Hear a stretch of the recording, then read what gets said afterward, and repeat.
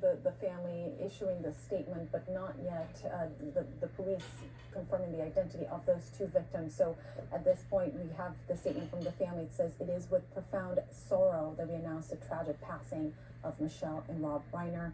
We are heartbroken by the sudden loss, and we ask for privacy during this unbelievably difficult time."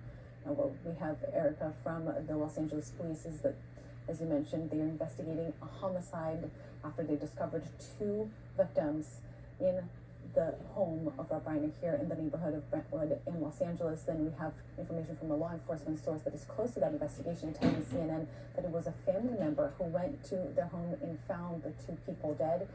And then we have the ages of those two people from the Los Angeles Fire Department as a 78-year-old man and a 68-year-old woman. Now, as we're piecing all of this together, we're seeing some activity here outside the home. We cannot get any closer than this yet, Erica. At this point, we are expecting a press conference from the authorities anytime now, and hopefully that will give us a better sense of how this went down. Some questions here is key questions, I would say, is obviously what happened at that house in this Sunday afternoon, and who was that family member who found the two people dead inside that house. What we have seen here since we arrived on the scene about an hour or so ago is we've seen Los Angeles Police Department officers and detectives going in and out, some vehicles, some larger vehicles going in and out of this cordoned off area. We've also seen some residents and people trying to get their vehicles out of here, going in and out of homes,